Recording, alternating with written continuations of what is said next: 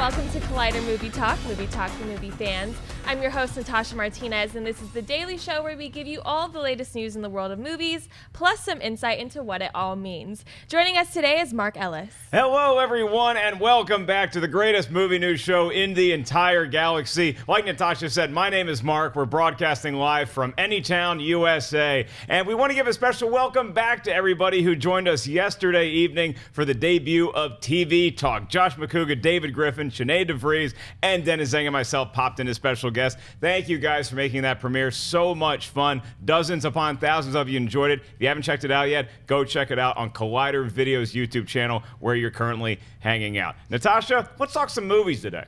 All right, let me finish introducing the panel because we got some cuties up here with his own special guest, Mr. Jon Schnepp. Hey, what's up? I brought the creature, the dragon from the Neverending Story. This is Falkor. He's a the dragon. Neverending Story. You guys can come to a special heroes panel at WonderCon this Saturday, March 26th at 7:30 in room 152. And then after that, we're going to have a special movie talk get together. I think, where is it, Dennis? The dog is not invited. Second level of the Lux Hotel at 9 o'clock. Come and buy all of us drinks. And rounding off our panel today, Kristian Harloff. Yes, again, I just wanted to echo Mark's sentiments as far as everyone who watched TV Talk yesterday. Thank you. Really happy with the way that show came out yesterday. We're excited for the possibilities. And as far as WonderCon goes, I'll be in Florida. Suck it. Okay, let's get into it. Ahead of Batman v Superman Dawn of Justice's debut this Thursday night, a number of lucky people saw Zack Snyder's epic superhero movie at the New York and Mexico City premieres. The word is in. The reactions are overwhelmingly positive. Some of the most notable reactions to the movie include thunderous applause for Wonder Woman's reveal, Ben Affleck's Batman being hailed as one of the best, with many fans calling this one of the best superhero movies of all times.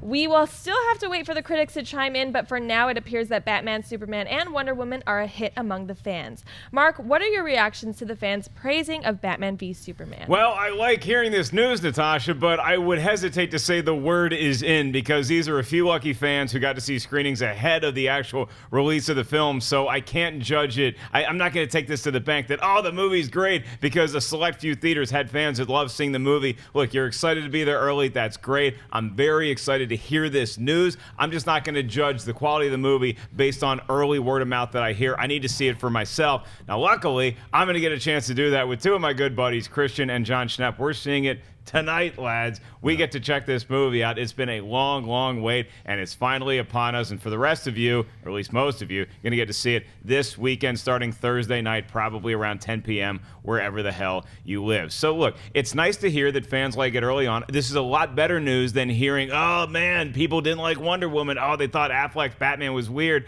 So it's better in that regard. I'm just not going to take this to the bank yet. Schnepp, how do you feel? I'm taking it to the bank. I'm like...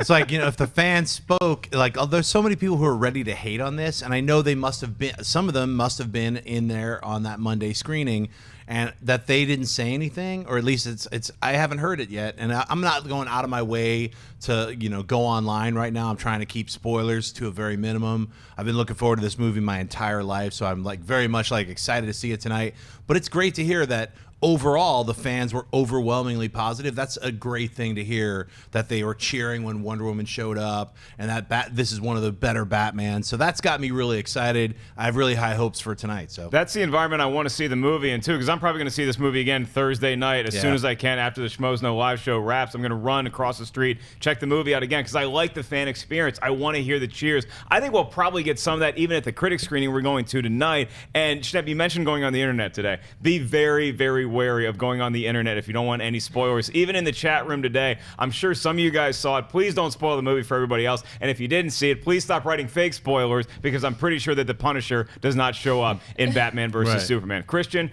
there's early word that the fans love it. Your take? I am on, I think, the side of Schnepp here, to where we've been on a roller coaster with this movie, man. Like everything, to where it started out. You get very excited when you hear Batman and Superman in the same movie together.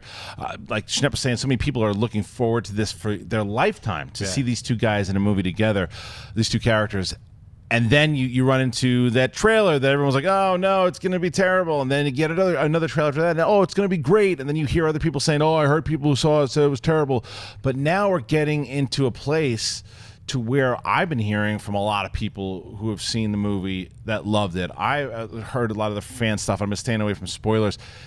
I'm starting to get really hyped for this movie, and I was like, okay, I'm interested. I want to see. I'm starting to get really excited for the possibility of what this movie is going to be, and it also comes back to what from watching Man of Steel and getting hyped up, because that really got me hyped up and back on the I really want to see this movie now. But then to hear all this and to see this is because it was. And when we did our list, it was lower ranked for me than I anticipated, and it would probably, if we did it again today, it would rank, obviously because we're here, we're there, we're seeing it tonight. But I also think from tonight. but it's the word of mouth from the fans that I think is kind of exciting. That's super important. I mean, I was actually writing up the heroes notes last night, and the screening had just gotten out in New York, and I just started blowing up, and I was like, I gotta flip it over. I can't look, but at least I saw that overwhelmingly positive, so it made me feel really good. Let me run this by you boys real quick too, because I know that people get very excited when fellow fans see a movie, and they're like, oh, this is the greatest thing ever, and then they want to see what the critics have to say about it, and usually the critics aren't as high on a movie. They try to go into things that are a little more level-headed and not bring their own passions into the theater with them. What do you guys trust more? Do you think that, I'm going to believe what the fans say, or I'm going to believe what the critics are telling me? It depends. I mean, I think that depends sometimes on the particular critic. You know, if the critic is someone that we know or that we trust their opinion, or even not someone necessarily that we know personally, but have read and have similar opinions. Totally. And then the same thing with friends. Like there's some people that'll see the movie that I'm friends with that they like everything, that I'm just like, I'm going to wait. And there's someone else who has the same taste as I do. What I will say, it's funny, it's a no-win for critics though, because even if they're no matter, because perfect examples when we were talking to them, like, I think Zack Snyder's really good at a lot of visual stuff. I thought that he developed Superman really well, and I've said that there's a lot of things that Snyder does well, and there's some things that I think he's more of a visual director. There's just this girl on Twitter who to me is just like, you don't like Zack Snyder, you don't like him, you hate him, you hate him. That's how she sounded? I'm like, I clearly do not hate him. I think that there are things that he does that I'd like to see him do better, and maybe he does it in this movie. Right. One of the things I'm very excited about. So we'll see. What did Falcor say? Did he see it yet? Falcor loved it, and then he flew away with a little tiny person on his very small neck. Yeah, I agree. I mean, you know what? Like, if I have friends who I know are like, they're, sometimes somebody will be like, I hated it. That means that means I'll love it. Because that's just like, I have friends who like have opposite tastes that I have, and then other times it's like, I'll read a bunch of reviews, and there are like a lot of reviewers that I trust, or I like their sensibilities or what they're into. So if they like it, or if they say something really positive about it, I know I'm going to kind of be on that same side. But I always use, I have to see the movie for myself. I can never 100% be vouched by a fan or a critic, and I think that's how everyone should be. Like, critics and anybody who puts anything online, it's just for you to try to make your final decision whether you see the movie, and then you might hate it or love it. So, well, luckily we only have about 7 hours and 50 minutes left, not that anybody's counting. Before we get to our next Batman story, we do have some breaking news here on the show. We just got the chance to check out the new trailer for the Huntsman Winter's War was released this morning, and while we didn't do a trailer reaction, we figured we'd review it right now here live on the show. Kristian, you got a chance to check it out. Which of these four leads has the best hair, and did you want to see this movie more than you did before this latest one dropped? Well, if Mark Riley was in the trailer, I'd say Mark Riley has He's the best got hair. phenomenal hair. No, the trailers, I liked the last trailer. This one, it falls into the trap of every other trailer. It shows you the whole damn movie. The whole movie is in there. It's like, I know at the very end, the last shot, you see the Huntsman fighting against Charlize Theron. It's like, wait, what? Don't show me this. You show me. Are you ready to set it up that it's a prequel? You ready to set up the fact that this relationship between both Jessica Chastain and Hemsworth, it's going to be kind of the whole point of the movie, and you know a lot what's going to happen. The problem with a lot of prequels is that you know what's going to happen. There's no stakes because you already know in the Snow White movie what happens. You know where he's going to end up. And then you show me all of it in the trailer to boot. So I didn't love the trailer at all, and I think that it almost looked like he was playing Thor at some of the points in it too. So I'm less I was curious about the movie, and now it's just like, I'll go to the screening and we'll see what happens. Yeah, I mean, one of the jobs of prequels is to sell you on the fact that you care about this story, even though, like Kristian said, you know who's going to get out of this thing alive, even though we don't know how that necessarily transpires. This trailer, to me, first of all, I did not care about this movie going into the trailer. I still don't care about seeing it. That doesn't mean I don't think the movie can be entertaining, though, because I think once I'm in the theater, I'm shoving a lot of popcorn in my face. I can enjoy watching this movie. It did feel a little bit like Thor. I like the sense of humor, though. I like that it's not all just serious. We're taking this oh my God, all this stuff happening. We can have a little bit of fun watching all this stuff happen, too. I've said before that getting rid of Kristen Stewart and putting Jessica Chastain in that slot and adding Emily Blunt, greatest trade since Herschel Walker. So while this trailer doesn't make me want to go see this movie opening night, I still think that I can have a good time. I also don't care about the movie, though. Schnepp? Yeah, this trailer made me not really that much interested in the film anymore. I agree with Kristian. They kind of showed everything. The special effects look cool. Yeah. I am going to see it. I think anything Charlize Theron is in. She's an incredible actress. Throw in Jessica Chastain and Emily Blunt. That's like a trio of powerhouse acting females. I think it's an incredible cast. Chuck in Hemsworth. He's baby Thor or whatever. He's like Thor with a hammer. I'm sorry, it's an axe. Yeah. So I just think they showed way too much, and also, unfortunately, the way this trailer was cut just made me realize, so it's a guy with an axe fighting these super powered women with living gold and freeze thing. I mean, it just didn't seem. It seems kind of stupid. It's like Hawkeye bringing a bow and arrow to an alien fight. Yeah, a little bit. Like Dark that's Frozen. Yeah. I like the milky gold stuff, though. Yeah. It is cool. Yeah, if they sing and the weird gold dude sings, I'll see the movie. Okay, so we'll see if we get singing gold dudes. And now we're back to the rundown with our next story. Now that the DCU's Batman got his story for the day, it's time to turn our attention to another Batman at Warner Brothers, namely Lego Batman. The standout role from the Lego movie, voiced by Will Arnett, will be hitting the big screen with his own spin-off movie, and USA Today revealed the first images from the upcoming film. The film will see Lego Batman living his solitary life in the Batcave with his butler Alfred, voiced by Ralph Fiennes, with director Chris McKay teasing the movie as about a boy if directed by Michael Mann. Other voice actors include Rosario Dawson as Barbara Gordon, Michael Cera as Dick Grayson, aka Robin, Zach Galifianakis as the Joker, and Mariah Carey as the Gotham City Mayor. The Lego Batman movie will hit theaters on February 10th, 2017. Schnepp, do these images get you excited for Lego Batman? Man, they get me excited. I got a special place in my heart for this film because it's an old friend of mine, Chris McKay, which I was pals with in Chicago, and to see now that he's directing the Lego Batman movie from doing a ton of incredible work on Adult Swim's Robot Chicken. Now he's in the Big Boys League. I cannot wait. Congratulations, Chris McKay. These images look fantastic. Adding Will Arnett and Zach Galifianakis as the Joker, that kind of voice talent. Galifianakis has been killing me on his series Baskets, that effects show. It is if you haven't seen it, watch that show. it is incredible. It's incredibly funny, bizarre. It's like Twin Peaks comedy. So I don't know how else to explain it, but yeah, this Batman Lego movie, I'm 100%, 1,000% into seeing. I can't wait. Yeah, it seems like the chat room agrees with you and me because I love seeing this image. Then when you hear about the rest of the cast, Galifianakis as the Joker is something that's so intriguing to me. And it's the perfect time for this image to come out because Batman v Superman is this weekend. Wouldn't it be great to even see a little teaser of it before Batman v Superman in theaters this weekend? I'm not ruling out the possibility, but yeah, I mean, look, he was one of the best parts, if not the best part of a great film, the Lego movie. He was the one where you're like, that's the logical first spin-off to have in the Lego universe. It could not have been a better time to drop this picture. I'm locked in. I am too, and I think it's the perfect time to release it because it's going to be such a fever pitch for this. Once Batman v Superman it's out, and you're gonna have so much hype. Because I think that the other thing that I didn't get to bring up before when we talked about the fan reaction too. If the majority of people who have been seeing Batman v Superman are really raving about it too, and you assume like the numbers will start to feel the same way as far as fans go, right? That means that the pitch and everyone's going to be so excited, and the DC cinematic universe is going to get that needed push that they're looking for. It will also bring a lot more love to this film. It would have gotten a lot of love anyway because the Lego movie was so good, but by putting Batman front and center here, this is a really smart move. I love the images. It looks like old school kind of Batman. Like you said, Schnepp, adding Galifianakis is it's a great move. I'm very excited for it. The comedic timing of the last Lego movie was great, and I think this one will be just as great. I wanted to add just the way everything is shot, just these images, these stills that they released have this really, got a fun feeling to it, yet it's dark and cinematic. Totally. So that's what's so great about it. It's Batman. You knew this dude, Chris McKay, back when you guys were in Chicago, right? Yeah. Was he also in the parade scene in Ferris Bueller's Day Off? Or He was that not. Just you?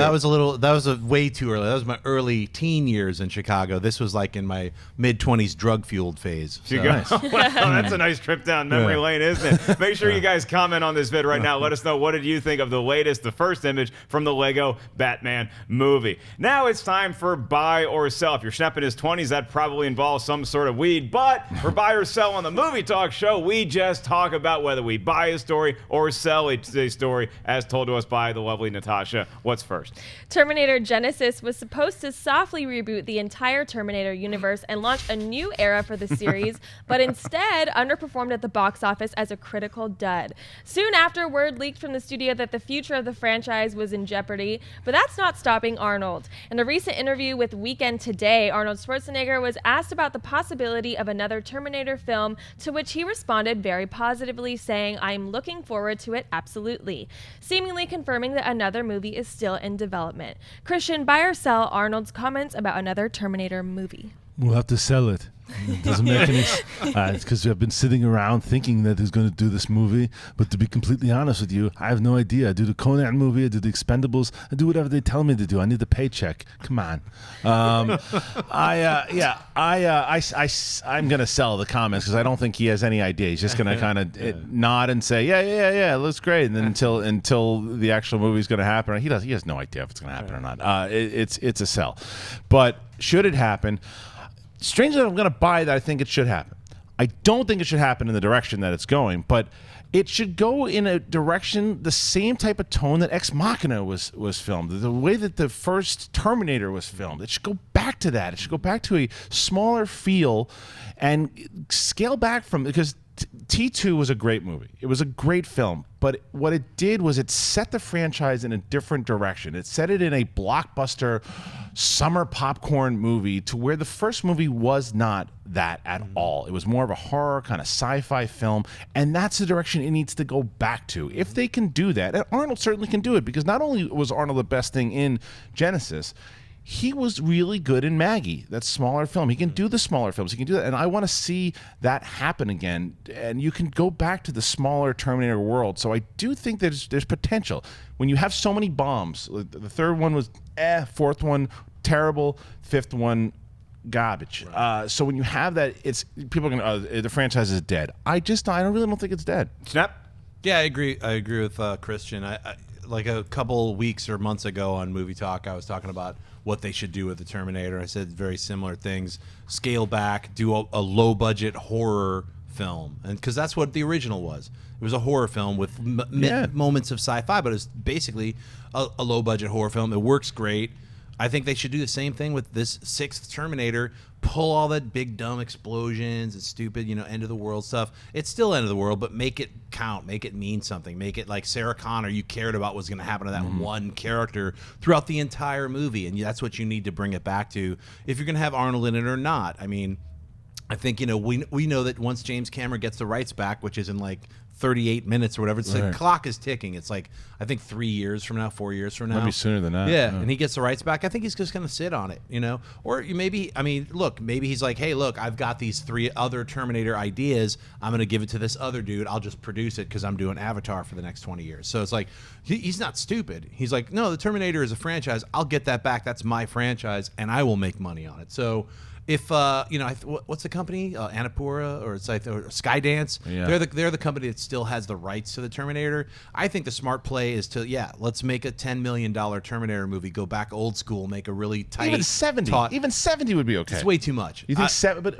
I'm like, all right, let's go 30 million. I'm just saying, like, it has to make its money back opening weekend. We're not going to have a budget war on today's show. Arnold's 20 million. Too late, Ellis. We are having a budget war in there this week on budget war. I'm with you guys. I buy that there is going to be another Terminator. I buy that there should be another Terminator in the direction y'all are talking about. I totally sell these comments though, because if you've ever been been around Arnold on a red carpet. Kristian and I had the opportunity to be on the red carpet, the black carpet for The Expendables 2, right? And Arnold is in that movie, and he's walking by. Kristian managed to get a comment out of him. It was incredible to watch. You work your magic, talking to your hero, the guy who you do an impression of, and just seeing that one glimpse of Arnold on the red carpet. This guy is a politician still. He's going to say whatever sounds the most positive. He has absolutely no idea whether he's going to be having lunch with somebody and maybe we get a True Eyes to, or maybe he's going to be in Predator. He's Arnold Schwarzenegger. He's a good actor, better than people give him credit for. He's good in smaller movies, but when he's saying stuff like this, I do not buy any of it. Is there going to be another Terminator? Sure. I just think Arnold has no idea if that's going to be the case yet.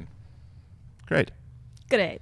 And we're great. Thanks for joining us. Budget Wars continues. Good ending. Tomorrow. Okay. We can cut that, right? Yeah. Oh, God, No, we're live. We're live.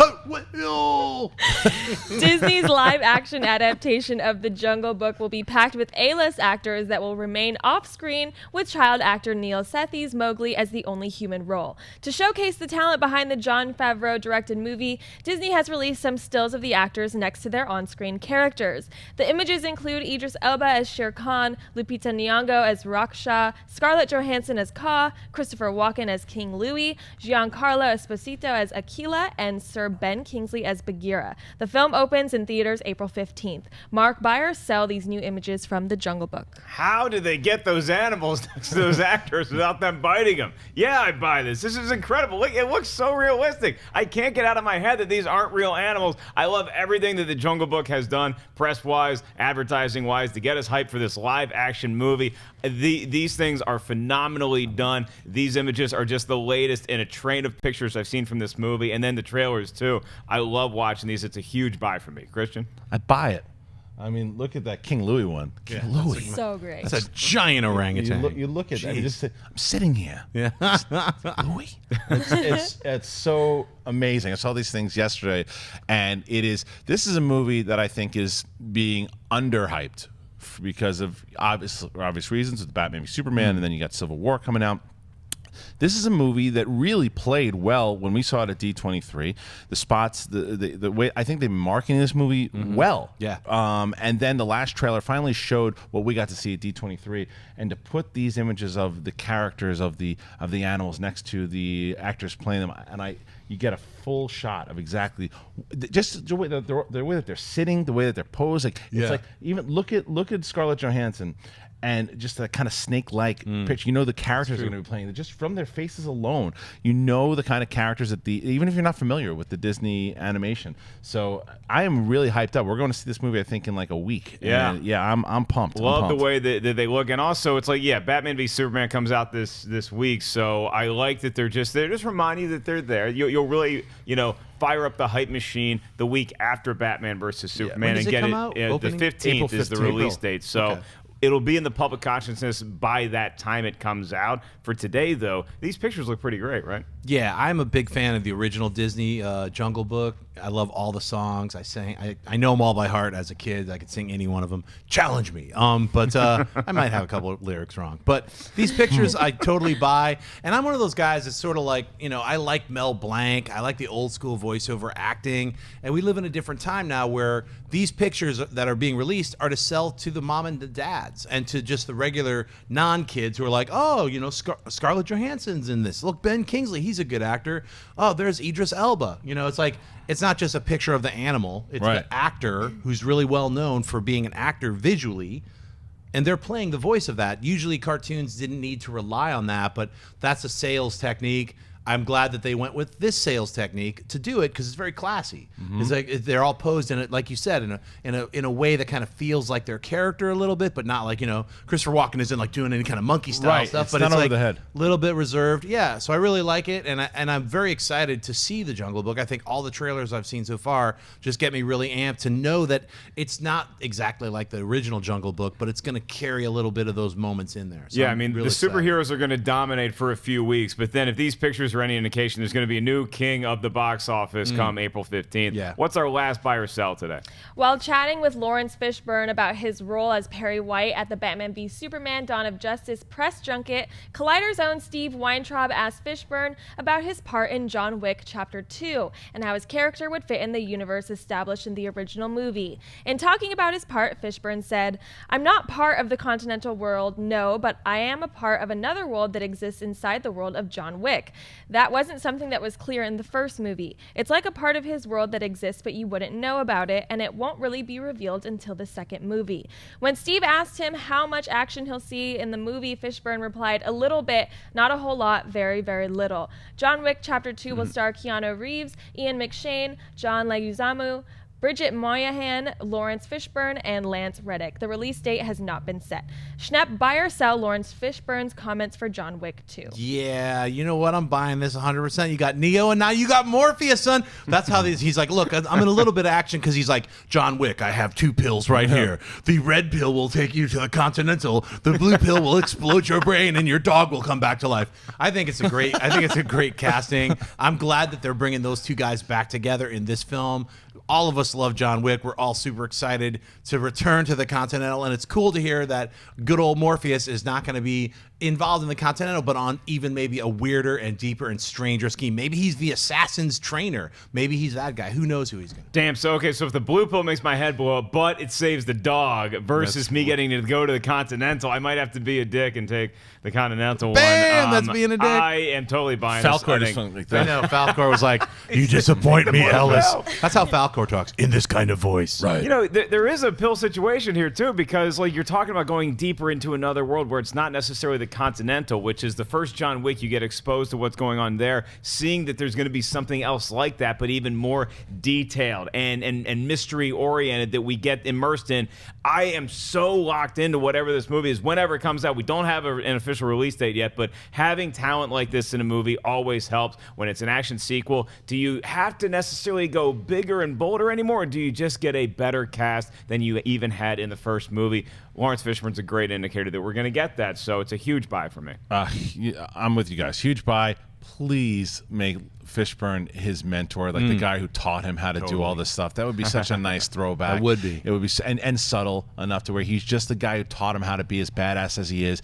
And I'm with you, Schnepp. I'm so glad that he's not doing. We don't need him to do a lot of action. He doesn't. That's not who he is. He's like the Obi-Wan. Yeah, he's the grounding force. Yeah, let him be. And I don't want him to be like he was in that silly Predator movie where he's just some crazy guy is stuck in a cave. Right. You know, I want him to be a guy who is Predators. You were talking about. Yeah. I want him to be the guy who is really helping him, and it would be a nice nod, a wink nod to the fans of that he's kind of leading him and helping him out and being the Morpheus. It would be Morpheus.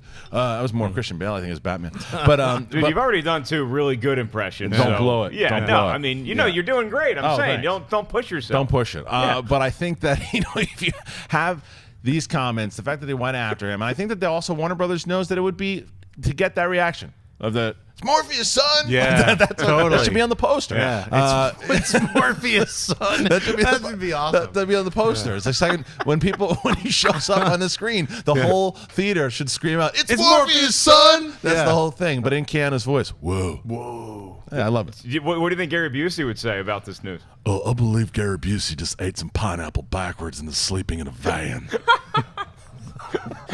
It's like I'm working with Rich Little here. This is amazing.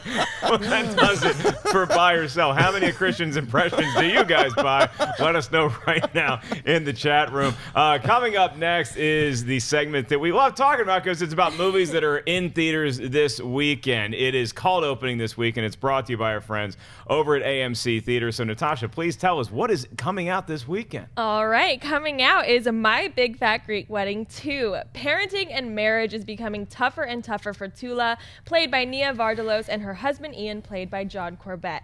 Not only has their relationship lost some of its spark, but they're also dealing with a rebellious teenage daughter who clashes with Greek traditions. On top of that, Tula must contend with aging parents and the endless need of cousins and friends. When a shocking family secret comes to light, the entire Portokalos clan makes plans to come together for an even bigger wedding than before. Oh, well, hilarious hijinks are going to ensue, or will they? Kristian and I had the chance to check this movie out last night. If you want to call it an opportunity, before you get to our take on it, Schnepp, you've not seen this movie yet. No, I have not. I have not seen this movie yet, and I remember talking with Natasha and John about it, and you and Campia loved the first movie. Yes, and are very excited to see it. it. I think Campia saw it, and he told me he was crying because he loved it that much. He was like, his family is like this family, so he really empathized with that. I could not even get through the first half of the film, but I said, and I'm The like, first one. Oh, yeah, the first one, really? Yeah, it just wasn't. It wasn't for me. And I remember it's like I was super happy that it made a lot of money, and it's like Tom Hanks and his it was his first independent film that established Playtone, all that kind of cool stuff. It's all good. It's not really my style. All right, of well, film, I want to remind everybody that Kristian and I, we both really liked the first movie, and that I'll preface this by saying the first movie was an independent film made on a shoestring budget. It is still in, I think, the top 5 most profitable movies ever made because of how well it did at the box office. Natasha, Yes. you love the first one. Do I did. you want to see this movie? Is this more important to you than Batman versus Superman? I do want to see this movie. I won't say it's more important to me, but I am seeing it first just because I'm going on like a mommy-daughter date. Like me and my mom, my best friend who's Greek and her mom. I come from a Latina family. Like, I totally relate to this story and all of the characters, and that's probably why John loves it so much too, because he comes from an Italian family. So there's so many jokes in there and references that we just die for because it's so spot on and so true. Okay, well, with that being said, Kristian, please break this young lady's heart. Well, look, here's the thing. I really enjoyed the first movie. Like, the first movie, not only for what it did for smaller films, the fact was it helped out a lot of filmmakers. It did, and it was a really good movie. And I also come from an Italian family, and I related to it. The first one, and I was like, okay, wait a minute. I know a lot of people that are like that, and the jokes. There were some stereotypes to it, but it played into the comedy. And it was real. No one in the second movie is real. It is a cartoon. It is terrible. Garbage. I will not say that about garbage. It's just That's low. It's just nobody's real. And I looked at Ellis at one point, and I'm like, dude, I might use my card here. Like, we have one card to where we can walk out of a movie once a year that we use. I didn't do it. I almost that did. bad. I thought you did. It leveled out. You went to the bathroom like 10 minutes I in, needed I'm a breath. I needed a breath. But it levels out towards the end, and I don't know if it's just because I was so used to it, but it was like it's trying too hard. And Nia, Nia Vardalos. Her acting is so bad in the film. It's like she wrote the movie, and every reaction. Ask me a question about my family. So, Kristian, what's your mom like? Is she cool? Oh, wait. What about your grandma? What's she like? Oh boy. Oh, wow. It's just these reactions. Wow. And it's Super like, cartoon. It's just so over the top of these smiles. There's no like. She just stares and like stares Did and like smiles. the Roadrunner She has show up at any time? Or? No chemistry with her husband whatsoever. Oh, no. The dude just showed up. Was like, is this Sex in the City 3? No. It's horrendous. Yeah, I mean, everybody is either sleepwalking through this movie or, like Kristian said, it's a Tex Avery cartoon. It's just lazy. so It's lazy. overacting and overcooking it. And these things started out. My Big Fat Greek Wedding started out as a stage play, and coming from that writing style, I can see why, for whatever reason, they're like, oh no, we need you to go bigger. But you don't do that in movies. You can have smaller moments. There's a couple tiny moments in this movie where I could find the emotional core and I could kind of relate to some of the characters. But overall, this thing is just a huge miss for me. And I was looking forward to this movie. I'm not going in ready to hate this film. I was like, oh, okay, I really like the first one. Let's see where. I don't think this is an unnecessary sequel either, because it's interesting to see. Yeah, we had this wedding, a decade or more ago, and now we want to see where all the characters are, what's up with their daughter, what's up with their parents. So it felt like it could be made and be successful. I just think they totally dropped the ball. They milked this thing to death because the first movie, obvious big success, and then they did like a sitcom. They had a TV series, which was a horrible bomb, and that thing bombed. This is like an episode of that. Oh, it's like they're just a like 90-minute episode. Wait. No. I know that the series didn't work, and everybody thought it was milked to death, and we just really overdid the stereotypes. But a full movie of that would be great. And it's like, no, it's not. So it's like the poster. Their acting is like all like giant and big. Times 10. Whoa. Times 10. I'm going to ask Nia Vardalos if she's ready for Mailbag. You good? Yeah, Yes. she's going to come in for an interview, I think. It is time for Mailbag, and we want to remind you guys, before we open up the mailbox, please, at the end of the show, we're doing our live Twitter question, so tweet us right now at Collider Video. Natasha is the gatekeeper, so say very nice things about the first My Big Fat Greek Wedding. With all that out of the way, if you guys want to get your question read during Mailbag, just email us, collidervideo@gmail.com. Natasha, what's up first? Mike Lynch writes, "Hi guys, my name is Mike. Yesterday on Movie Talk, someone wrote in asking about movies you hated and everybody loved. My question today is the reverse. What are movies everyone hated but you loved? Mine are the 3 Fantastic Four movies. Thanks for all the laughs and keep up the great work." You got rocks, Mike Lynch. Yeah. You admitted that you loved all 3 of the Fantastic Four movies. Kudos to you. I'm glad that you got to enjoy them, and you might be one of the only people that did, but everybody does have those movies where it's like, oh, I think this movie's phenomenal. How does nobody else appreciate this? I personally think, and I've only seen it once, so I might have to revisit it. I thought Sucker Punch was really cool. I got to go see Sucker Punch again. Maybe I just love the music video aspect of it. Jesus. And I was walking out of it, and I was like, that's cool, that's good, that's a great visual. So I will go revisit it again. Schnepp, what are some movies that you love that people just cannot get on board with? All right, Ellis, you said Sucker Punch. You could rip on me on one of these just because.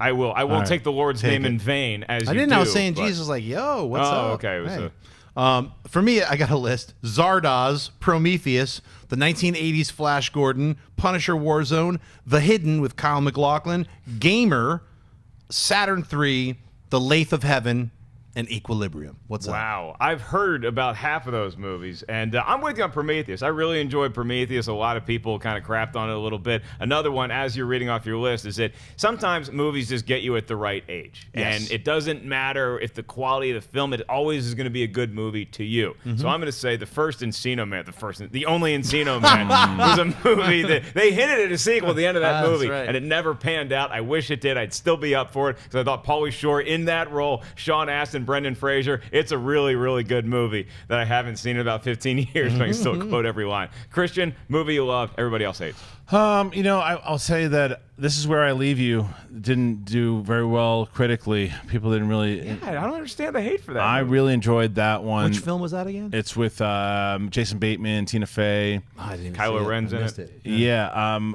not gonna say loved, but I liked it more than most people's. Olympus Has Fallen, because I looked at it, was going. I mean, that was one that I remember really liking. I think it was a good kind of die-hard ripoff that a lot of people didn't really enjoy it as much as I did. Every time I say it's good, I'm always stinks. I'm fine. And what's the other one I had? I had another one. Again, kudos to you, Mike Lynch. All 3 Fantastic Yeah, Four but Mike movies? Lynch, there's actually 4 Fantastic Four movies. You got to count the Roger Corman right. one. So that's 4 Fantastic Four films. I would love your take on that. Flash Gordon count? Flash Gordon? I mean, Flash, not you guys Flash. both. No, I said Flash. You Yeah, guys that both totally like counts. it. So Yeah. I personally I think love it's just, it. Yeah. I'm not a fan of Flash Gordon. When I saw Flash Gordon for the first time, Kristian made me watch it a couple years ago. He's like, "Oh, dude, you got to see this best movie ever." I'm like, fine, I'll watch Flash Gordon as an adult. And I remember thinking, watching Flash Gordon, that thank God Star Wars didn't turn out like this, because that movie came out in 1980, 3 years after Star Wars, and it would have been so easy for Star Wars to go down that route. And it just, for whatever reason, Star Wars is so good and not cheesy. Brian Blessed is Hawkman. Yeah. Flash Gordon's alive! Come on. I got one for you. That this is a movie people probably don't know what the hell remember this movie, but it came out in 2013, and it was Vince Vaughn was in Delivery Man. Yeah. That movie got like a 35% on Rotten see it. Tomatoes. Yeah, and it's a bit cliche, but I saw it, and then I watched it again with my wife, and it's a feel good movie. I liked it. Chris Pratt is great in that. He sure is. Yeah, he's a lot better. It's a great premise where he has Fat a bunch Pratt. of kids all over the place. It's a lot more believable than the New York Jets quarterback saving galaxies. Listen here, sucker punch lover. That's all I gotta In the say. mailbag. Ming the Merciless. Okay, Jason Max K. von Sydow is Ming the Merciless. That's right. He thought Max von Sydow's been dead for the last Yeah, Yeah, five no, I years. apologized Yeah. on the show yesterday. Yeah, you did. sorry, he's alive. No. Jason K. O'Rear writes, "Hey guys, around this time last year we already had 2 trailers for The Force Awakens, which came out in December. Since Rogue One is going to be released around the same time, why haven't we gotten any teasers or trailers yet? And when do you predict we'll get our first look at the new movie? Thanks and keep doing what you do." Okay. I don't know what that means, so we'll just talk about Star Wars. Is that yet another character we're introducing on the show? No, that was we both got possessed by the guys. What the hell is happening on this show? This is what happens when you have a huge blockbuster that we're all going to go see tonight. Some people lose their mind. We all got to the studio this morning, and everybody was cool about it. Like, oh, yeah, Batman v Superman, yeah, we're going to ride together. Now, on live TV, internet, these guys have literally lost their souls, and we still have like 7 hours to go. You guys cannot do this and embarrass me in public tonight. Right. You guys going to keep it together? I think you're special.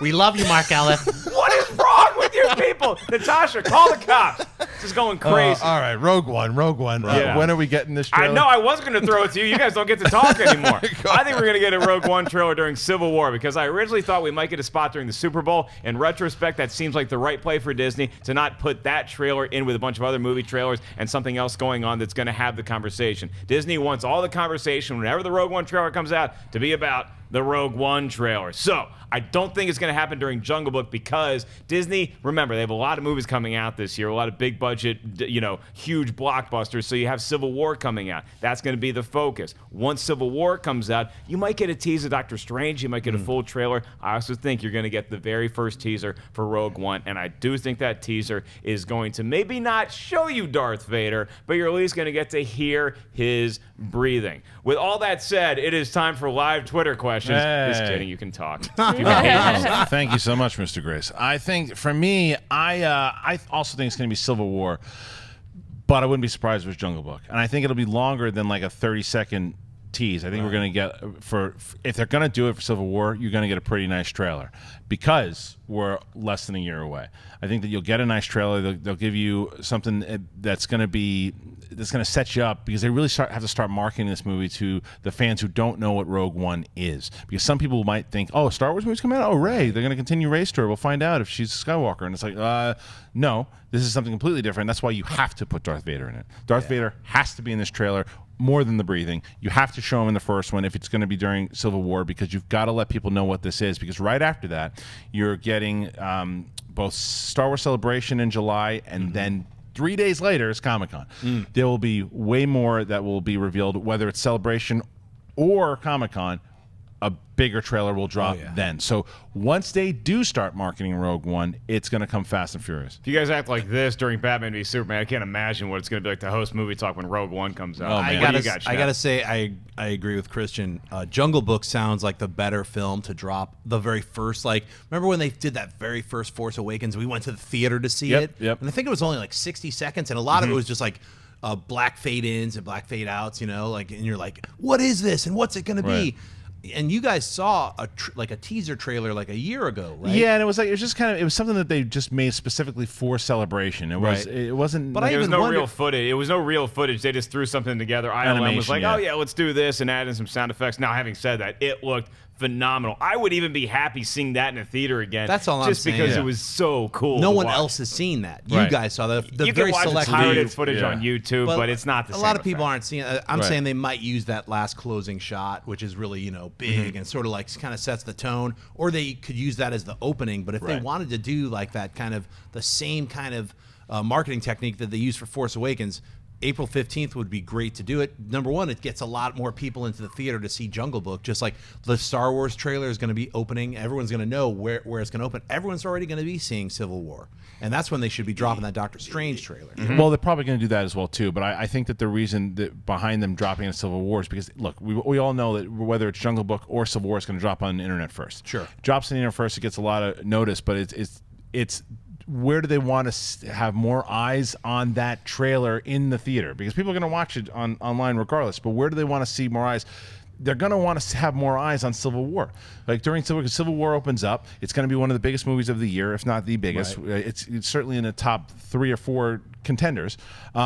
And then people will, if they haven't seen it on the internet, you're guaranteeing that they're going to see it in the theater. So I think that Civil War makes the most sense, but I'd like to see a little drop. I think it'll open on Jungle Book, but it's only 45 days later, and it'll still be attached to Civil War. Could be. Yeah, that's true. Yeah, I mean, I think it's only going to be like 37 days later, so not 45.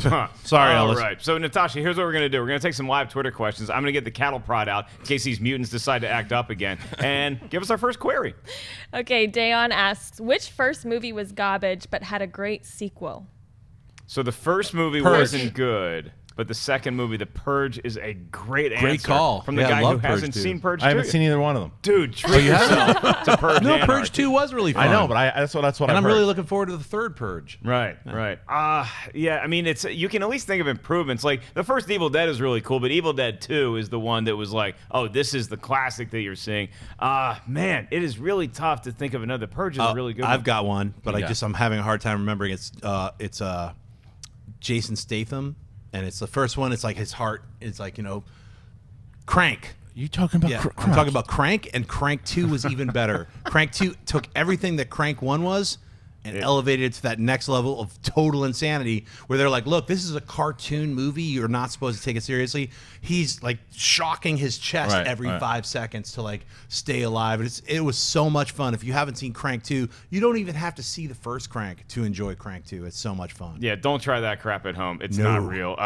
There's a few comedy sequels because we were talking about how it's so hard to make those movies. There's a few that I think are better than the original comedies, but like Wayne's World 2 I think is better than the first Wayne's World, but Wayne's World is still a great movie. So having a movie be garbage and all of a sudden turn the franchise around, few and far between. The Purge is a great find, my friend. Yeah. What do we got next? Chris Wiley asks, you guys, I love the show, love the new commentaries. Will you do old films before remakes? Masters of the Universe before He-Man? Ooh, that a good sounds like idea. a great call. Sure. Yeah, I have never seen Masters of the you don't Universe. really need I to. grew up the biggest He-Man fan you could. I had a He-Man lunchbox. I was running around like He-Man around my yard. I watched every episode of that cartoon. For some reason, did not see the 1987 Masters of the Universe with the great Frank Langella as Skeletor. And Dolph Lundgren as the fun. Courtney as- Cox is fun- who is she? Is she She-Ra or is she? No, Tina? she's Or- just a some human. random She's weirdo. A random, Yeah, just it's a like gal they put it on Earth. Earth. No, listen. It was because you are a fan that your body was telling you, your mind was saying, "Don't do it, little Ellis. Don't do it. It'll make you cry, little Ellis. Like Yeah. because I am also like you guys. If you've been watching the Don't show, do it, little Don't do it, little Ellis. And they don't even go there to Eternia for 2 seconds. A stupid movie with the little guy playing this. Yeah, little Quildor. He's like, Oh, come with me, He-Man. Let's get the box. the magic box or No, something. they don't even know Orca. Remember? The movie itself, Frank Langella's Skeletor. He's great. Was great. Yeah. But it was a miss. It was a huge miss. And I think that if you want to go back and watch any type of He-Man, and Dennis, looking at you, buddy, I want those back. The 2002 Cartoon Network. They had they re-released the He-Man series, but did it in like a Star Wars meets Lord of the Rings, and it is awesome. It was very limited, but it was great, and that's how I want them to do the movie. But as far as your question goes, will we do movies like that? Yeah, we absolutely do. That's kind of what we did for Man of Steel, right before Batman v Superman. Yeah. We'll prep these movies, and if there's an older version of it, sure. Unless there's ever a Jaws remake. then we won't do that. No, we should definitely do a commentary on the original Yeah, I'm Jaws kidding. because it's just Kidding. that damn good. So, yeah, I mean, if maybe Civil War comes out, we'll be inspired to do a movie in the Marvel Cinematic Universe. The new Ghostbusters comes out. I'd love to talk about how great the first Ghostbusters is. So that's a great call. It's already in the inner workings here at the Collider I just don't know Studio. how far back in time. We're like doing a commentary for Double Indemnity. That's not going to happen. No. For the First of all, original Scarface yeah, that came out in yeah. like 1932. Yeah, this is not oh, gonna no, happen. you know what, though? When King Kong versus Godzilla comes out, or when Skull Island comes out, we should do the King original Kong King versus Kong Godzilla. in Right. 1933 starring Fay No, Ray. we should That do movie's the great. we should do the King Kong versus Godzilla. Let's talk movie. about it in the development meeting. Let's do that after the Budget Wars meeting. Budget This is not where we do our meeting. Not on live air. That Yeah. just doesn't make any No, sense. But we should talk about Budget Wars. Natasha, let's get us out of this conversation. Okay, Hi, Natasha. gladly. Hi. Chris Hartwell asks, there are always a few big budget films that just tank at the box office. Which ones will fail in 2016? Which budget big ones? budget movies will fail in 2016? I still believe that Ghostbusters is going to be a very good movie, but the early reception for that trailer, got to say it, was not positive. So maybe that's one that you look at. It's hard to prognosticate another one that we think. You know what's going to have a tough time in theaters, though, is the one we talked about the trailer today, Huntsman Winter's Yeah. War, because you got Jungle Book opening a week before. That's not going to be a one-week wonder. Jungle Book is hopefully going to do well for a while, and then you run right into May, which May 6th is Civil War. So Then you got the- X-Men 2 weeks later. yeah, there's a very limited time frame for Winter's War to make its money. So I don't know. That might be the big one of this year because that movie's not cheap to make. I'm curious how Alice Part 2 will do. I think it'll do pretty well. Alice in Wonderland 2. Now You See Me 2. That's got a bit of a we'll see, because the first one was fine, but it didn't. It wasn't like a huge I think success. Gambit is. Oh, that's right. That already got pulled. I hope that Warcraft isn't that one, but you could see Warcraft being that one if people don't really know what it is and don't respond to it, and the reviews aren't so good. That could be a bomb. I don't want it to be. That's a weird one, because it's like we've heard a lot of advanced kind of like trembling and stuff like that about it, and the trailers themselves aren't like really hitting it. They're not like, what is this exactly about again? So. But I have high hopes because I think Duncan Jones is a fantastic director, so I'm still holding out that, you have to see the movie. Any chance the Star Trek Beyond is a bomb? It's so funny you mentioned that, because, they made a big stink about casting that one actress and doing these reshoots, but in my mind, it's sort of like it's probably they had a pretty good rough assembly of the film, and they realized we keep cutting away to all these little characters. Let's tighten it up and give all those lines to this one character and reshoot that stuff, and that makes total sense to me. Remember, we're dealing with a 90-minute, maybe 2-hour film at most, where you have to have your beginning, middle, and end, and everything has to make sense. If you're all over the place, it throws the viewer away. So bringing in that one central person who maybe can answer those other questions. That's my guess. Yeah, I mean, anytime you open a movie in the summer, it's very risky because you got to have a great opening weekend because there's always another train coming. We have one more Twitter question. I think I got the bomb. Okay, what do you got? Ben-Hur. Ooh, good call. Ben-Hur is the bomb. Comes out in August. Yeah. No, you're right. Is that around Suicide Squad, or is it? Ben-Hur comes out Squad, right? the week after Suicide Squad. I wouldn't have picked that had I not done the trailer reaction / review with Schnepp. Yeah. It was a disappointment, man. It does not look good. It looks like a TV movie, really rushed, put together really quickly, kind of sloppy, it doesn't look Everyone's hair is perfect. Yeah. What's going to bomb more, Winter's War or Ben-Hur? You guys let us know right now in the comments section. Natasha, we got one more Twitter question today. All right. Ryan Snelling asks, in honor of Batman v Superman, which is better, 1989 Batman or 1978 Superman? I love that debate, and I also am a big fan of Ryan Snelling. He does a really cool podcast called Film Beef, so make sure you guys check that out. Ryan, you put us to the test today.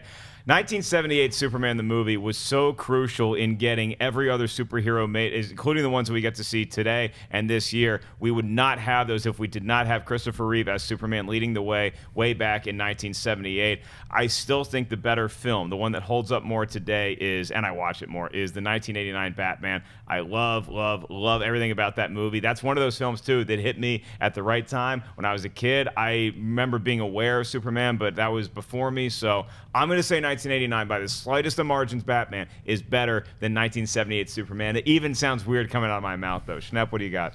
Yeah, I mean, I'm older than you, so I saw Superman when I was a little kid. But aside from Superman and then Superman 2 and the other crappy sequels that followed, there was no other superhero films. It was like an anomaly. People were like, this one thing, put him in the guy flying around in the tights. It didn't actually spark an understanding of adults like how cool superhero films are.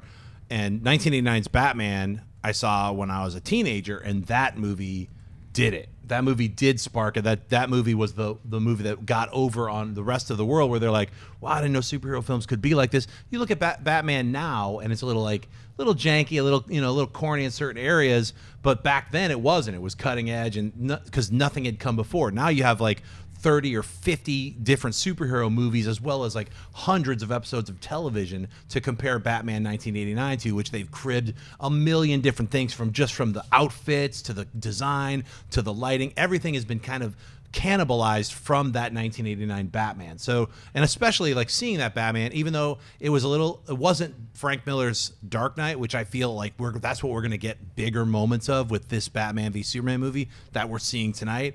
That 1989 Batman, I thought was a fantastic film. I loved it when I saw it, and I saw it again in the Cinerama Dome last year, and it held up. I think it's a fantastic film. So it edges it out. It edges it out. For Batman. So now, Kristian, it's up to you to score a knockout. Do you take the Ned Beatty movie or the Robert Wuhl movie? Hey, it's your old pal Jack here. No, listen. Baker's dozen of Kristian Harloff impressions. There's some good lines. Even Jack Palance.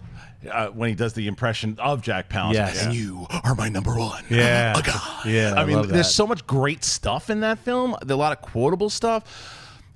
That one, it is a little bit cheesier. I mean, there's some cheesy moments in 1978 Superman, absolutely. And the end of Superman with the planet kind of a cop-out. Yes. But I love the movie so much. Is what Donner did. Donner should get more credit for setting up everything that we have in the superhero world, because he was the one to prove, even though the poster said, you'll believe a man could fly. And you did. And Christopher Reeve, I think, even though Michael Keaton's a great Batman, Christopher Reeve's Superman, I think, is a better superhero than Michael Keaton's Batman. Still Michael Keaton's Batman, great, but Superman, better. Overall movie, though, I just think because... Let me sing this song for you. If I could turn back time. You know what, though? That song came out in 1989. But here's my vote. Thank you, Cher. I'm gonna break it though, and I'm gonna say Superman, because Superman spawned to me Superman 2, which I think is a far superior film than the second Batman, and it also was shot as one big movie. Like 1 and 2 were shot kind of together. Let me put a caveat on that. It has to be the Superman 2, the Donner cut. Yes. Just because the that's Richard how it was Lester intended, footage but with, that's how it the was people on the intended. phone, with Yeah. the air, but it's just all that little corny stuff that he added to Superman 2, which I didn't know when I was a kid, but I remember as a kid, I was like, I didn't like those scenes. I just like any of the corny jokes that guy put in, he kind of ruined the movie. And then you see the Donner cut, it's not as polished because you're cobbling together footage that he shot years ago. It's still a better movie. If we could reach the stars, we'd give them all to you. Thank you guys so much for joining us on this episode of Collider Movie Talk. I want to thank everybody here at the panel for having a good 35 minutes of show and then being nutcases for the last 15. Jon Schnepp, where can people find you? Well, Ellis, you can find me on Twitter and Instagram, just at Jon Schnepp. And support my Kickstarter, Sweaties Unite, Rise of Uber Nerd. Check it out. It's about uniting nerds like us and getting people back into comic book stores. Go to Kickstarter and support it. Oh, yeah, you turn serious when it's totally time to promote did something. You know Kristian, what it is? do you That's got? exactly what I did. This summer, find me. You can find me at Kristian Harloff. Do the whole thing like that. Don't bail on that. This summer, find Kristian Harloff at Twitter, at Instagram, at Kristian Harloff. Also, make sure you hashtag Collider Movie Talk and watch the Schmodown, John Campea versus Dan Merle. That's it. Natasha, I hesitate to throw it over to you. Do you have a neat impression for us? Okay. This summer, you can follow me on Instagram and Twitter at NatashaLexis_. Nice. I like that. Very, very well done, Natasha. Thank and everybody you. here at the panel, everybody behind the desk, thank you guys so much for joining us. Remember, as Kristian tried to point out, this Friday, we have the movie Trivia Schmodown debuting on Collider Video's YouTube channel right here. John Campea versus Dan Merle. Can Batman versus Superman follow that thunder? Find out when it debuts, and make sure you guys hashtag Schmodown. Talk a lot of smack as much as you want. Tell us who you think is going to win. Ashley Mova is going to read some of your tweets during that show. As for me, you can find me at Mark Ellis on all the social media networks. For more stuff as far as getting movie tickets goes, you go to AMC Theatres. If you want more movie news, you go to Collider.com. If you want to hang out with us more often, just subscribe to Collider's YouTube channel. With all that out of the way, my name is Mark Ellis, and we'll see you guys tomorrow when we've seen Batman v Superman. Tomorrow. Hey guys, if you like this video, click the thumbs up button. Also, make sure you subscribe to our YouTube channel. It'll help you stay up to date with everything we've got going on here at Collider.